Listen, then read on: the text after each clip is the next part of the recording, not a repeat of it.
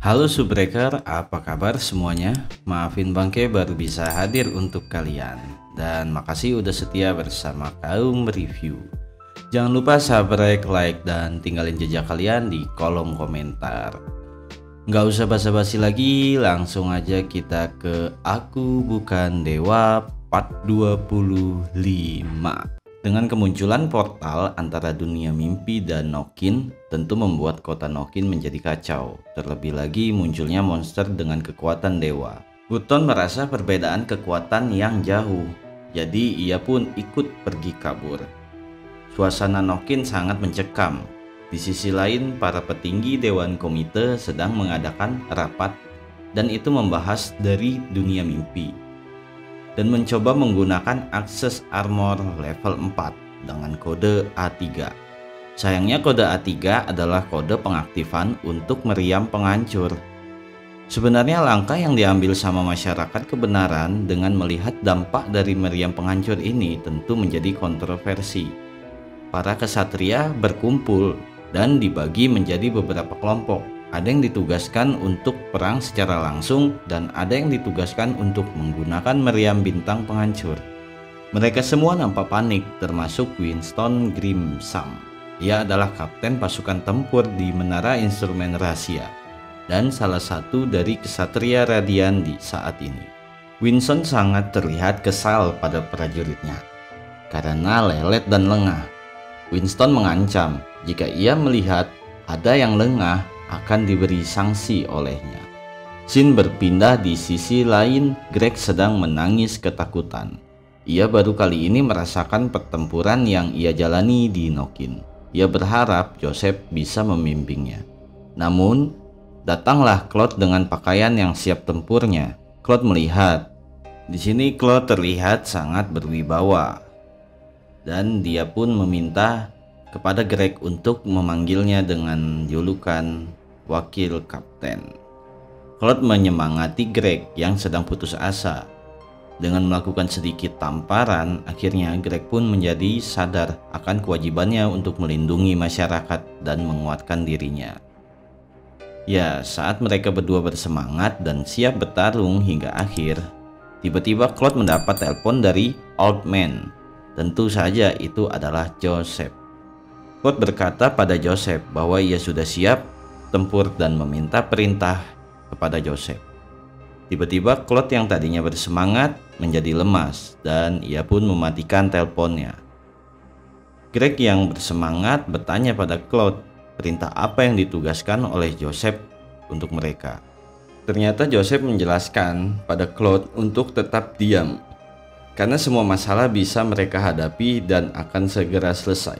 Mendengar cerita dari Claude, Greg dan Claude pun terdiam. Shin kembali ke kesatria Winston. Ia mendapatkan informasi dari asistennya bahwa Joseph menanyakan lokasi monster mimpi. Winston heran karena merasa itu adalah sikap Joseph di masa lalu yang telah lama hilang, namun sekarang kembali lagi. Di saat Winston termenung, sesuatu cahaya dengan kecepatan dan kekuatan besar muncul. Winston sempat mengira itu adalah meriam bintang penghancur. Namun setelah ia merasakan hawa keberadaan makhluk hidup, ia tersadar bahwa itu bukanlah meriam bintang penghancur. Cahaya itu mengarah ke monster mimpi dan boom, ternyata itu adalah Linji yang berubah menjadi Raja Kandela. Tentu saja dari pandangan Linji, ini hanyalah game RPG yang hanya ada di dalam mimpinya dan ia ditugaskan untuk melawan bos NPC.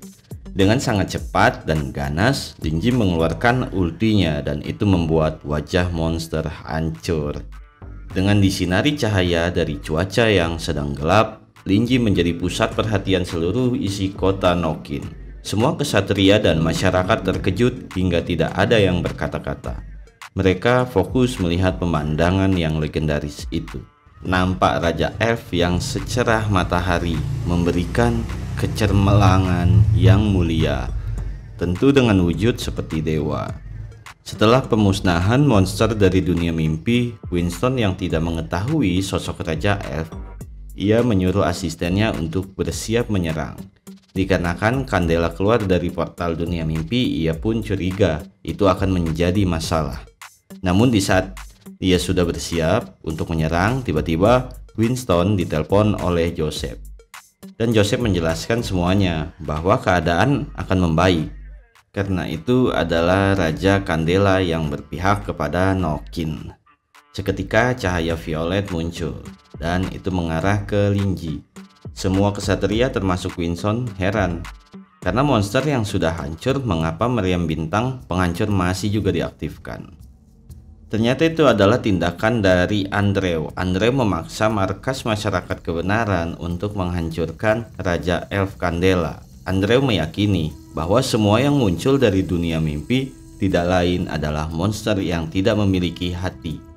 Tentu, jika monster tidak memiliki perasaan dan hati, monster itu tidak akan berpihak. Jadi Andrew berpikir untuk menghancurkan semua monster yang keluar dari dunia mimpi. Kita kembali ke Linji. Nampak terlihat Linji bingung. Ia mengira misinya sudah berakhir. Namun ternyata ada tahap kedua.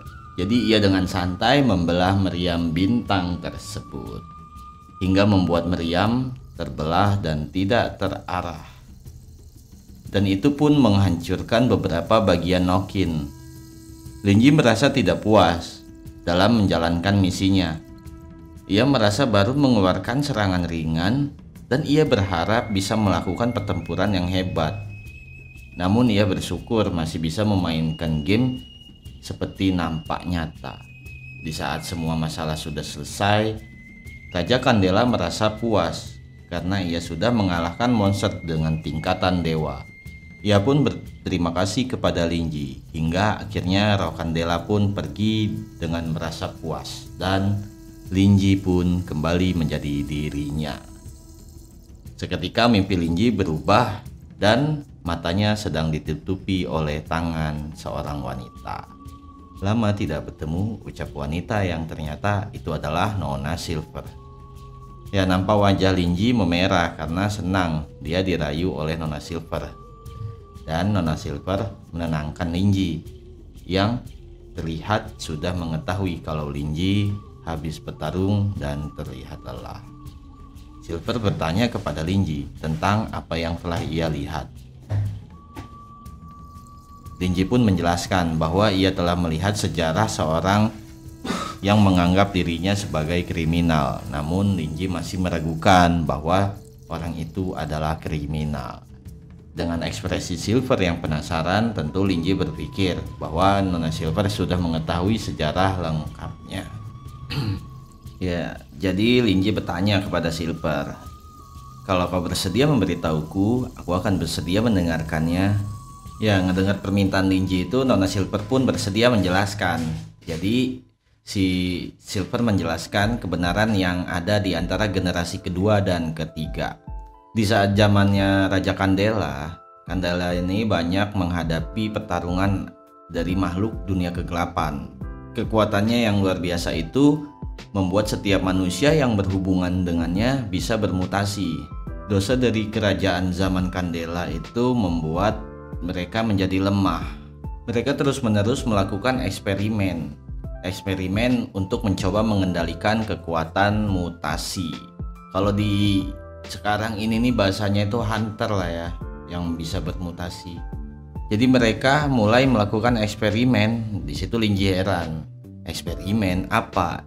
Silver menjelaskan eksperimen yang dimaksud itu mereka membutuhkan banyak sampel untuk mencari cara mengendalikan kekuatan semacam ini. Saat mereka tidak punya pilihan lain, bukan hanya orang-orang yang tidak bersalah, setiap orang di kerajaan akan berakhir menjadi tikus laboratorium. Tapi pada akhirnya kekuatan yang datang dari Abyss itu dari neraka lah ya, ini hilang kendali, iblis gitu ya. Banyak orang dari kerajaan mereka bermutasi. Pada akhirnya dia yang dikenal sebagai raja mencoba membunuh dewa untuk mengakhiri mutasi ini. Dan raja itu adalah Raja Candela yang dianggap gagal. Lalu pada akhirnya dia mengarah pedangnya pada orang-orang yang pernah dia lindungi. Nah, di situ Linji langsung menyela omongan dari si Silver. Kalau begitu yang terjadi, yang gila bukanlah Candela melainkan rakyatnya. Candela yang terjaga selama ini pasti sangat menderita saat membunuh mereka. Jadi bisa disimpulkan penjelasan dari Nona Silver bahwa Candela ini pada saat di zaman kerajaan, para rakyat dan bawahan sangatlah berhubungan dekat dengan para makhluk kegelapan. Rakyat mereka sangat serakah, sehingga banyak mengorbankan manusia untuk eksperimen dan banyak yang hilang kendali menjadi tidak waras. Si Raja Candela ini muak sama makhluk kegelapan. Kalau di zamannya mereka ini disebut dewa karena kekuatannya sama seperti dewa. Ambisi dari Candela untuk membunuh dewa itu sebabnya ternyata dikarenakan tidak tahannya Raja Candela yang melihat rakyat menjadi kelinci percobaan. Dengan cara membunuh dewa sama aja memotong akar dan memotong mata rantai. Dan fakta bahwa bunuh dirinya Raja Candela ini bukan karena gila, tapi mengorbankan dirinya demi melindungi sisa rakyat yang ada. Dengan perjanjian sama si dewa-dewa kegelapan gitu. Jadi sejarah berubah. Yang ngerubah sejarahnya itu ya rakyat dari kerajaan Candela sendiri juga gitu loh. Ngerubahnya itu dengan sisi negatif di Raja Candelanya. Dari beberapa sejarah kuno ternyata banyak fakta yang hilang. Tentunya kisah ini juga nggak ada di dalam sejarah yang dituliskan. Di saat berbincang-bincang, Linji menunjukkan ke Silver hadiah dari Raja Candela di pergelangan tangannya. Silver terkejut melihat itu, karena simbol yang ada di tangan Linji adalah tanda pewaris tahta. Dan Silver pun menyarankan Linji untuk mencari Islefurt. Islefurt itu nama rakyat atau pasukan di zamannya Raja Candela. Ya, dengan harapan Linji bisa mewarisi menjadi the next Raja Candela, yaitu Raja Linji, Raja Linji Elf kali ya. Tapi Linji menolak karena ia hanya terbiasa menjaga buku, bukan untuk menjaga orang. Dengan tiba-tiba tanda akan terbangunnya Linji pun terlihat muncul. Dan mereka saling mengucapkan salam perpisahan. Linji dibangunkan oleh Silver untuk melihat hasil dari Raja Elf yang dia lindungi dengan kekuatannya sendiri. Nampak cahaya terang tepat di depan mereka, perlahan terlihat jelas. Dan scene pun berganti di kota Nokin. Semua para kesatria dan prajurit melakukan bersih-bersih dan nampak terlihat Winston sedang bergumam. Bahkan sekarang pun punggungku masih penuh dengan keringat dingin. Ayolah, Raja Candela itu dia benar-benar seorang dewa perang. Dan dia pun mencoba menghubungi prajuritnya. Untuk yang masih bisa bergerak, coba bangun, pergi dan bersihkan area medan perang, ucap Winston kepada anak buahnya atau prajuritnya. Winston yang diberitahu oleh Joseph bahwa kejadian itu diakibatkan oleh bos Linji. Hal itu membuat Winston takut dengan Linji karena dia berbicara sendiri. Bos Lin sepertinya tidak memiliki temperamen yang baik. Tiba-tiba dari belakang Joseph membalas ucapan dari si Winston. Hal itu cukup normal teman lama. Kalau ada anjing liar yang tiba-tiba menyerbu tempatmu yang kau tinggali dan terus menyebabkan masalah di sekitarnya, percayalah, temperamenmu hanya akan semakin buruk, sapa Joseph yang dari belakang. Namun Winston terkejut. Dia bergumam dalam hatinya, dia masih membawa wajah yang mengerikan itu kemana-mana. Dan langsung menjawab ucapan Joseph. Dari yang kau katakan, Dream Beast tingkat dewa ini adalah anjing liar dan kita adalah anjing baiknya. Joseph pun jalan dan berkata sambil memegang pundak Winston. Hei temanku, kau terlalu banyak berpikir.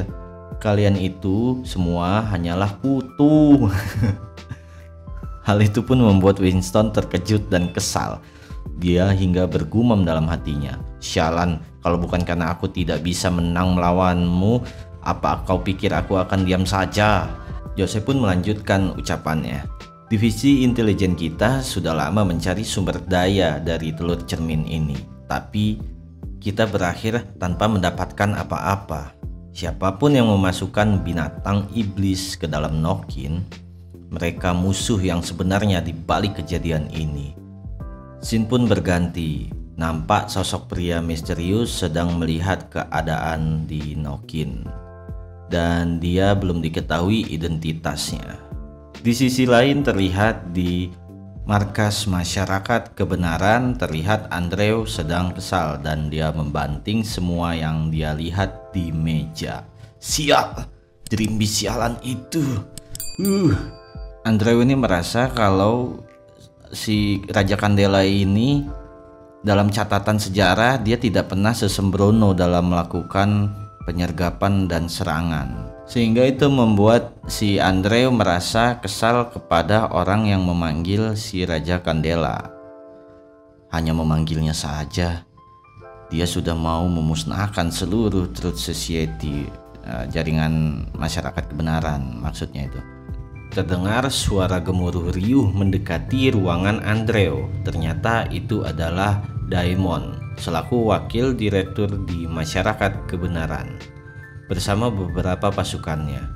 Mereka ingin mengamankan Andrew karena Andrew telah membuat beberapa kerugian atas tindakan yang sembrono, seperti melancarkan meriam bintang penghancur walaupun peperangan telah usai.